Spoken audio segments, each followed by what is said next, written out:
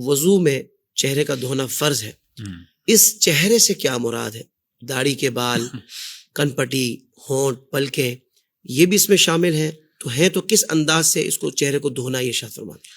اللہ تبارک و تعالیٰ نے قرآن مجید میں جہاں پر چہرے کا فرض ذکر فرمایا وہاں پہ اللہ تعالیٰ نے ارشاد فرمایا فَاغْسِلُوا وُجُوهَكُمْ، دو لفظ ارشاد فرمایا غسل اور وجہن۔ غسل کا مطلب ہے دھونا، اور مسح کا مطلب ہے پانی کی تری کا پہنچ جانا۔ تین کے لیے فرمایا دھونا ہے، واہ، ایک پر فرمایا مسح کرنا ہے۔ تو جہاں دھونے کا فرمایا وہاں مسح کرنے سے دھونے کا فرض ادا نہیں ہوگا۔ تو بعض اوقات لوگ دھونے والی جگہوں پہ گیلا ہاتھ پھیر رہے ہوتے ہیں، یہ غسل کا اللہ کا بیان کردہ فرض پورا نہیں ہو رہا، یہ تو آپ مسح کر رہے ہیں۔ اللہ تو غسل کا فرض کب پورا ہوگا؟ جب ہر بال برابر جگہ پر سے پانی دو دو قطرے بہہ جائے تو غسل کا فرض ہو جائے گا۔ دوسرا اللہ تعالیٰ نے ارشاد فرمایا وجہن، چہرہ۔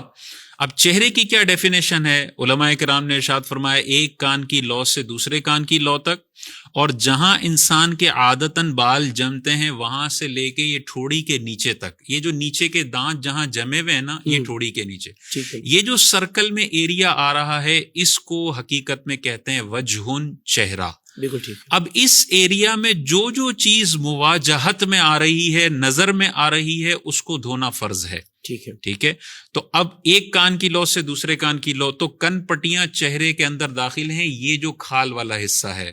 اب اکثر لوگوں کو آپ وضو خانے میں دیکھیں گے نا، وہ یہاں تو پانی بہا رہے ہوتے ہیں، یہاں پہ گیلا ہاتھ پھیر دیتے ہیں۔ یہاں غسل کا فرض آپ نے پورا نہیں کیا جو پانی لے کے بہانے والا فرض تھا۔ اللہ اکبر، اللہ اکبر۔ پھر اگر ہم بھووں کے بال دیکھیں، یہ جو بھووں کے بال ہیں وہ چہرے کی تعریف میں آتے ہیں، مونچھوں کے بال چہرے کی تعریف میں آتے ہیں، ہونٹ جو نارمل انسان فیس بند کرے تو مواجہت میں آتے ہیں۔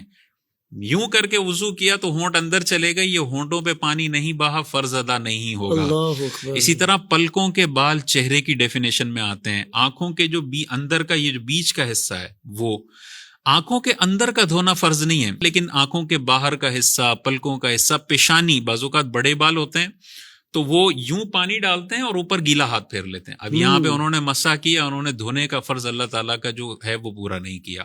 داڑھی کی جہاں تک بات ہے تو علماء کرام نے ارشاد فرمایا اگر داڑھی گھنی ہے کہ اندر کی کھال نہیں دکھتی تو مواجہت میں جو وجہن ہے اس میں داڑھی ہے، اندر کی کھال نہیں ہے، تو اوپر کے ایریا میں پانی بہا لیا ہو جائے گا، اور اس میں لٹکے ہوئے بال شامل نہیں ہیں۔ بالکل ٹھیک۔ جو کھال سے ٹچ ہونے والے اوپر والے بال ہیں اس پہ بہا لیا تو غسل کا فرض ہو گیا۔ لیکن اگر اندر کی کھال دکھتی ہے، سامنے فیس سے دکھ رہی ہے، تو مواجہت میں وہ کھال بھی آ رہی ہے، تو اوپر بھی پانی بہانا ہے اور اندر کھال تک بھی پانی بہانا ہے، تب چہرے کے دھونے کا فرض پورا ہوگا۔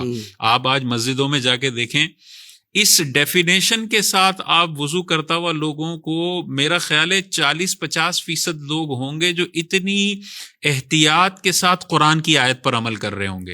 اکثریت کو تو پتہ ہی نہیں ہوتا یہ کنپٹی بھی چہرے کے اندر آتی ہے اور اس کو دھونا بھی فرض ہے، وہ گیلا ہاتھ پھیر رہے ہوتے ہیں، اور اس وجہ سے بعض اوقات وضو ہی نہیں ہو رہا ہوتا، اور 15 سال سے ایسے ناقص وضو سے نمازیں پڑھ رہے ہیں جو نمازیں بھی ان کی ضائع ہو رہی ہیں۔ تو اس حوالے سے غور کرنا چاہیے۔